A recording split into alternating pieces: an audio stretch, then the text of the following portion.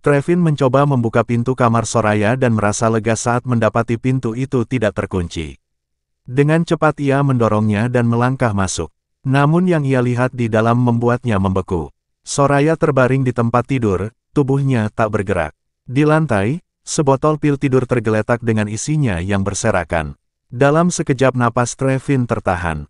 Soraya, ia berlari ke arahnya, meraih lengannya dan mengguncangnya dengan panik.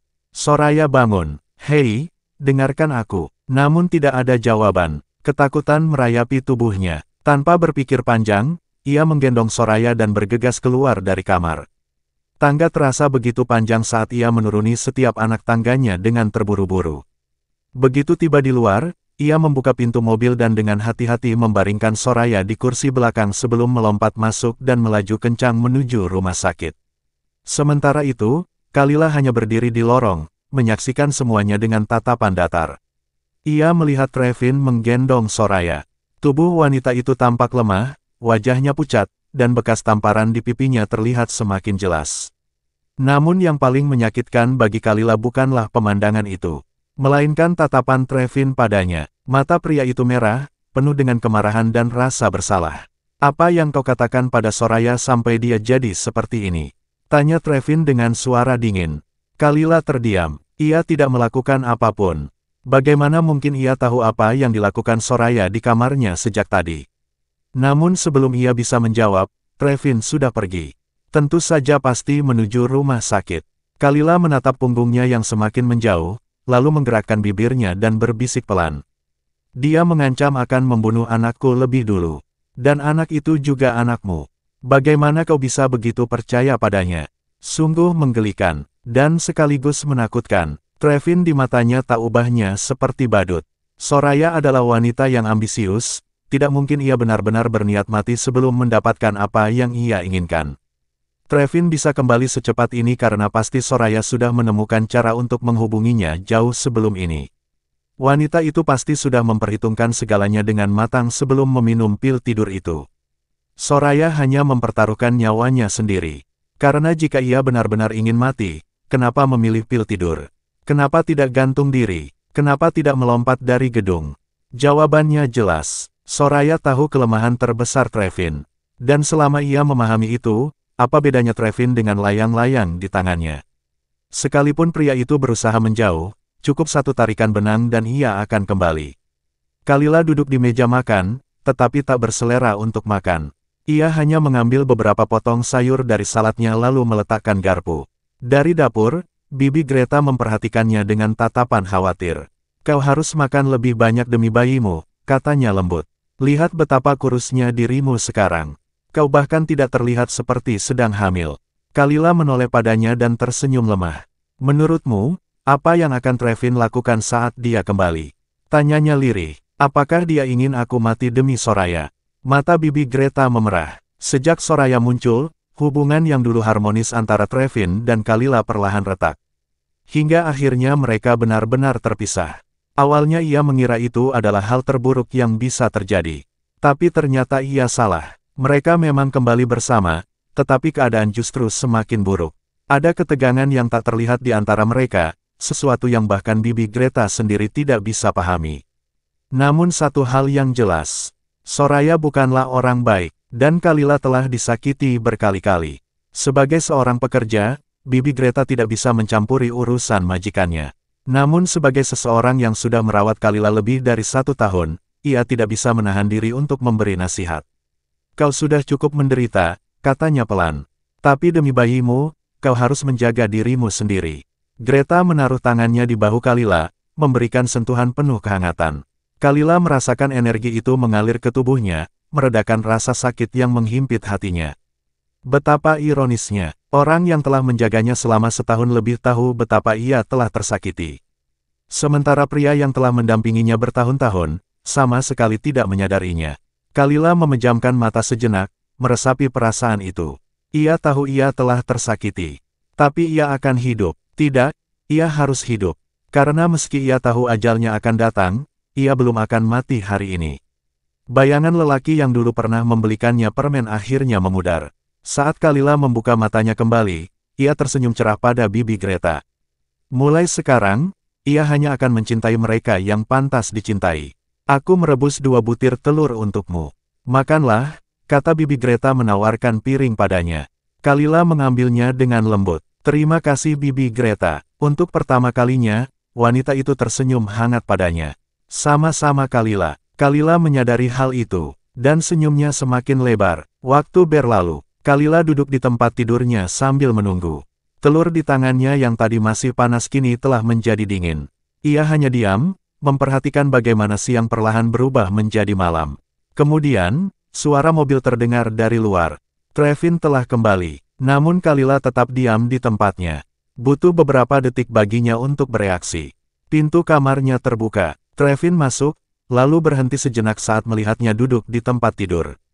Dengan ekspresi dingin pria itu menarik kursi dan duduk di depannya. Sekarang ceritakan padaku, apa yang sebenarnya terjadi antara kau dan Soraya hari ini? Ucapnya tegas. Kalila merasa sedikit kecewa saat mendengar bahwa Soraya telah pulih dan sadar kembali begitu cepat. Meskipun ia sudah menduga bahwa Soraya tidak akan benar-benar terluka, karena semua ini hanyalah bagian dari rencananya. Kalila tidak menyangka bahwa wanita itu akan bangun secepat ini. Ia berpikir Soraya setidaknya akan tidak sadarkan diri selama 1 atau 2 hari.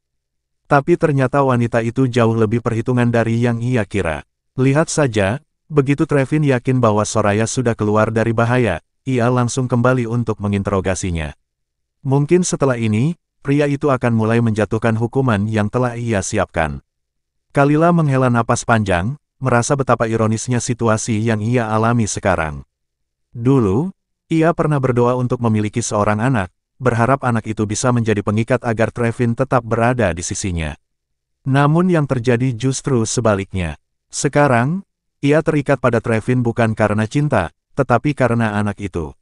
Anak yang kini menjadi kunci bagi kehidupannya. Soraya pasti sudah menceritakan semuanya padamu, kata Kalila dengan datar. Kenapa kau masih bertanya padaku tentang apa yang terjadi? Apa yang kulakukan? Trevin menatapnya tajam. Jadi kau mengakuinya. Nada suaranya dingin, matanya penuh dengan kecurigaan. Ia mengepalkan tangannya erat-erat, seolah mencoba menahan emosinya. Trevin ingin Kalila menyangkalnya. Ia tidak ingin mempercayai bahwa Kalila bisa berbuat sejauh itu hanya karena ia membenci Soraya. Mendengar kata-katanya, Kalila merasakan hawa dingin menjalar ke seluruh tubuhnya. Sebentar, apakah ia salah menafsirkan sesuatu? Pikir Kalila. Kalila mengerjap, mencoba memahami ekspresi pria itu. Sebelum Soraya muncul dalam hidup mereka, ia tidak pernah salah membaca Trevin. Sejak mereka masih muda, ia selalu bisa memahami isi hati Trevin dengan mudah. Itu bahkan menjadi candaan kecil di antara para tetua keluarga mereka. Kakek Trevin pernah berkata bahwa meskipun ia dan Trevin tidak pernah menikah seperti yang diharapkan, mereka tetap memiliki hubungan yang sulit digantikan oleh orang lain. Mereka sudah saling mengenal begitu lama. Saat itu, Trevin tidak membantahnya. Dan semua orang yang hadir tahu bahwa diamnya adalah tanda persetujuan. Kalila dulu merasa bangga, bahkan jika pria itu tidak akan pernah mencintainya, setidaknya ia akan tetap menjadi bagian yang tidak tergantikan dalam hidupnya. Namun ternyata mereka semua salah. Kehadiran Soraya mengubah segalanya. Trevin menjadi pria yang tak bisa lagi ia tebak. Ada saat-saat di mana ia bisa membaca pria itu. Ada saat-saat di mana ia tidak bisa. Dan ada saat-saat di mana ia bahkan salah membaca. Sejak saat itu, Kalila berhenti berusaha memahami Trevin. Pria itu bukan lagi Trevin yang ia kenal. Kalila memiringkan kepalanya sedikit, memerhatikan ekspresi pria itu dengan rasa ingin tahu.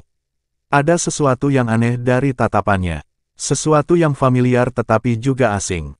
Wanita itu telah mengancam nyawanya dan nyawa bayinya. Apa salahnya jika ia berharap seseorang yang menganggapnya musuh akhirnya mati? Apa salahnya jika ia berharap seseorang yang telah mencoba mengambil nyawanya tidak lagi ada di dunia ini? Namun bagi Trevin, kata-katanya seakan menjadi kutukan yang kejam. Ekspresi pria itu berubah drastis. Wajahnya mengeras, matanya penuh dengan kemarahan. Trevin berdiri dengan cepat, lalu mencengkeram tangannya dengan erat.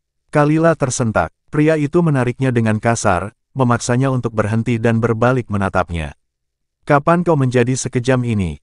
Tanya Trevin dengan suara bergetar. Kalila, kau tidak seperti ini sebelumnya. Apa yang berubah? Cengkeramannya semakin kuat, hingga rasa sakit menjalar ke pergelangan tangan Kalila.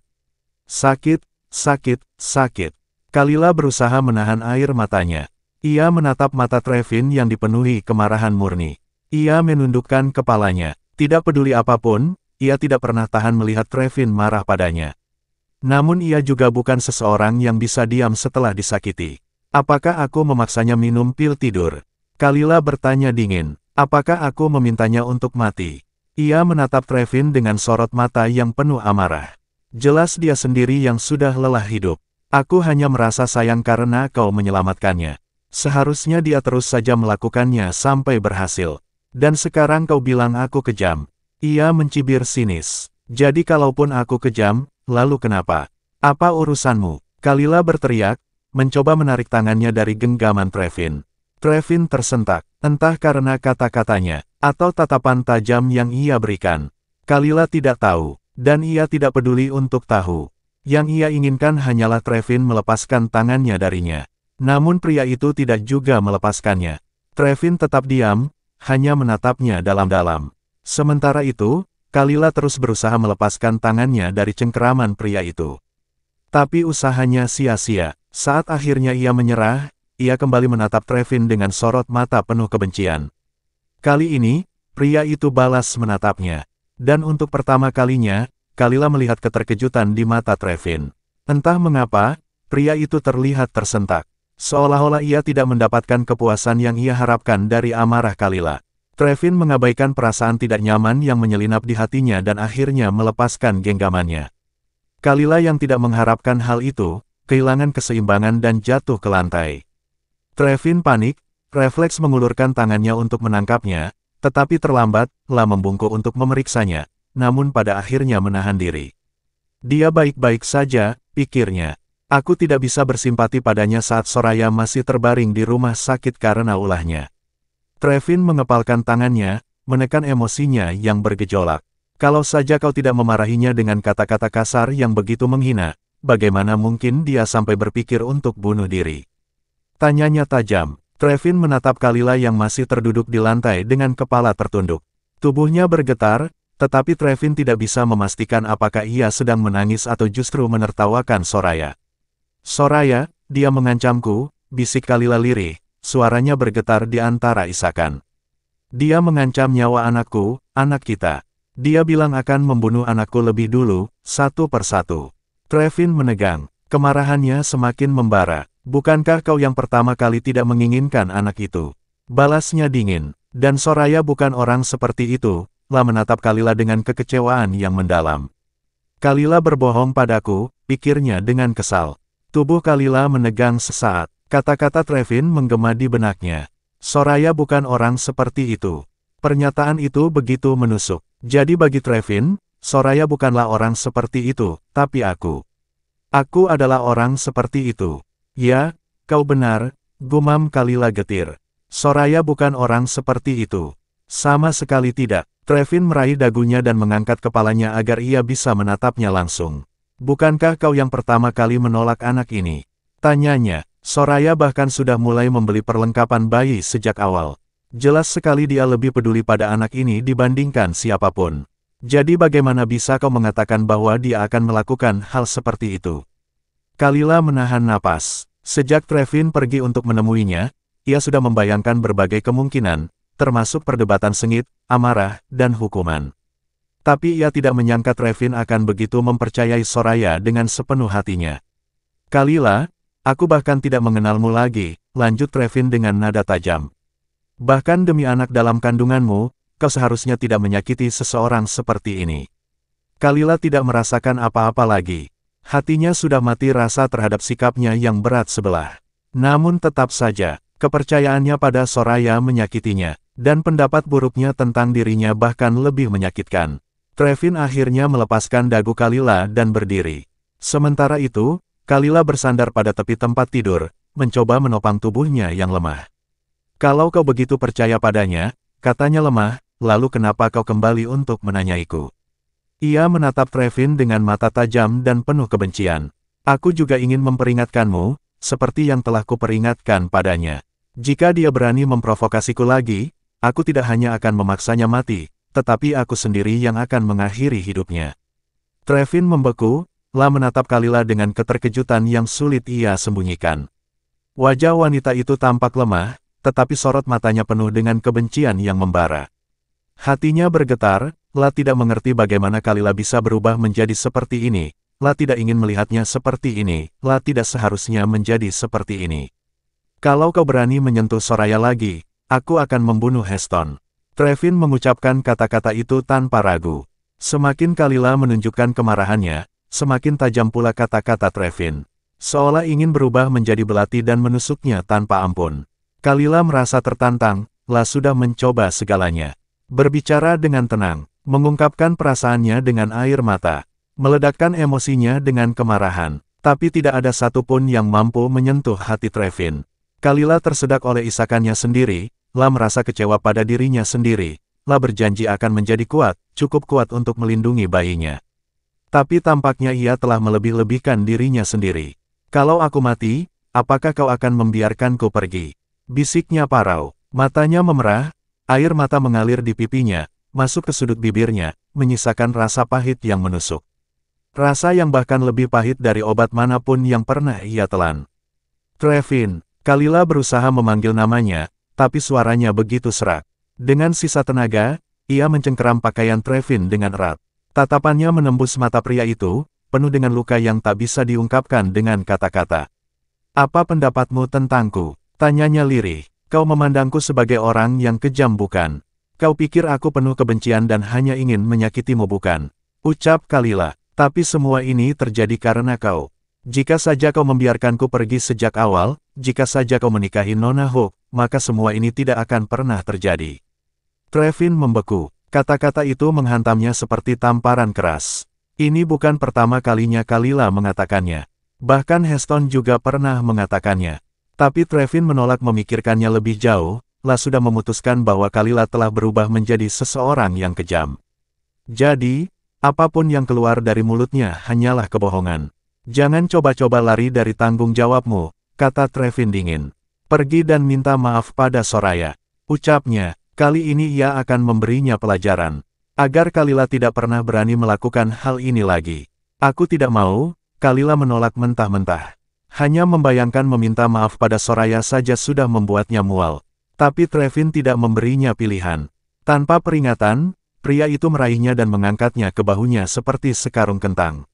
Kalila terkejut. Apa yang kau lakukan? Lepaskan aku. La memberontak mencoba melepaskan diri, tapi sia-sia. Trevin tidak peduli. Meskipun sempat terkejut oleh betapa ringan tubuhnya, ia tetap melangkah mantap menuruni tangga.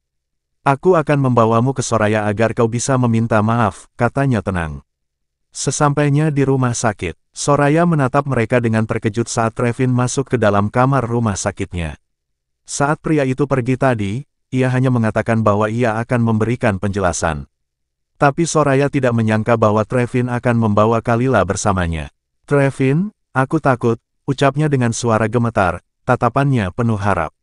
Trevin menurunkan Kalila dan menekan bahunya dengan kasar. Maaf, katanya tegas. Kalila dengan marah menepis tangannya. Tanpa ragu, ia meraih cangkir di atas meja dan melemparkannya ke lantai hingga pecah berkeping-keping. Trevin, kau pasti sedang bermimpi. Serunya, suaranya dipenuhi kemarahan. Aku tidak akan meminta maaf pada monster berkulit manusia ini.